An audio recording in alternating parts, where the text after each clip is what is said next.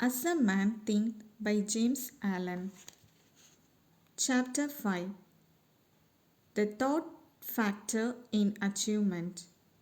All that a man achieves and all that he fails to achieve is the direct result of his own thoughts. In a justly ordered universe where loss of equipoise would mean total destruction, individual responsibility must be absolute. A man's weakness and strength, purity and impurity are his own and not another man's.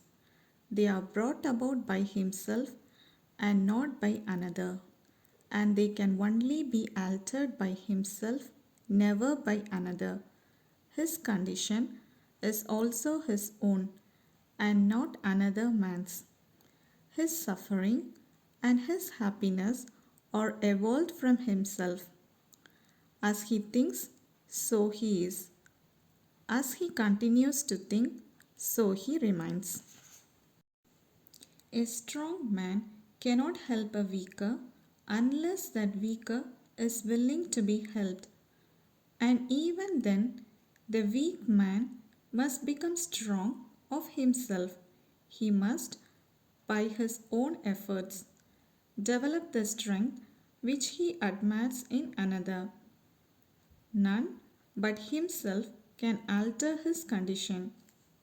It has been usual for man to think and to say, many men are slaves because one is an oppressor. Let us hate the oppressor. Now, however, there is amongst an increasing few a tendency to reverse this judgment and to say, one man is an oppressor because many are slaves. Let us despise the slaves. The truth is that oppressor and slave are cooperators in ignorance, and while seeming to afflict each other, are in reality afflicting themselves.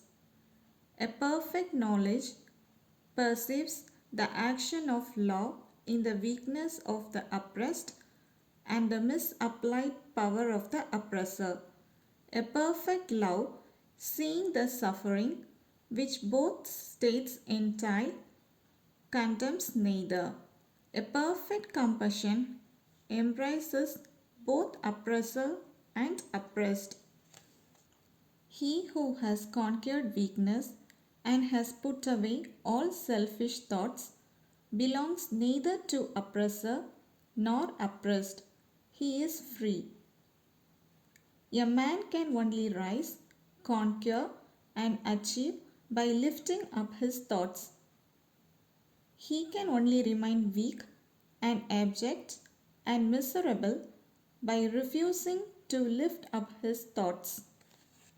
Before a man can achieve anything, even in worldly things, he must lift his thoughts above slavish animal indulgence. He may not, in order to succeed, give up all animality and selfishness by any means, but a portion of it must and at least be sacrificed.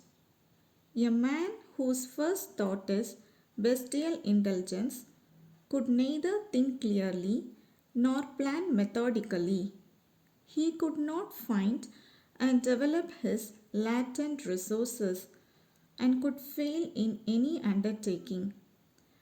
Not having commenced to manfully control his thoughts, he is not in a position to control affairs and to adapt serious responsibilities. He is not fit to act independently and stand alone, but he is limited only by the thoughts which he chooses.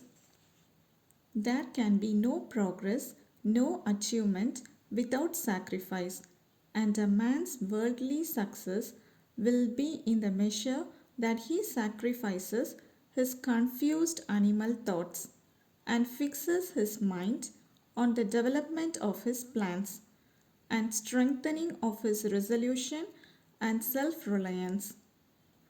And the higher he lifts his thought, the more manly upright and righteous he becomes, the greater will be his success, the more blessed and enduring will be his achievements. The universe does not favor the greedy, the dishonest, although on the mere surface it may sometimes appear to do so. It helps the honest, the virtuous. All the great teachers of the ages have declared this in varying forms. And to prove and know it, a man has but to persist in making himself more and more virtuous by lifting up his thoughts. Intellectual achievements are the result of thought consecrated to the search for knowledge or for the beautiful and truth in life and nature. Such achievements may be sometimes connected with vanity and ambition, but they are not the outcome of those characteristics.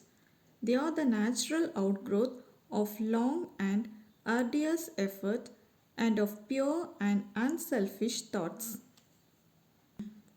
Spiritual achievements are the consummation of holy aspirations. He who lives constantly in conception of noble and lofty thoughts, who dwell upon all that is pure and unselfish, will, as surely the sun reaches its zenith and the moon its full, become wise and noble in character, and rise into a position of influence and blessedness. Achievement of whatever kind is the crown of effort, the diadem of thought. By the aid of self control, resolution, purity, righteousness, and well directed thought, a man ascends. By the aid of animality, impurity, corruption, and confusion of thought, a man descends. A man may rise to high success in the world and even to lofty altitudes in the spiritual realm, and again descends into weakness and wickedness by allowing arrogant, selfish, and corrupt thoughts to take possession of him.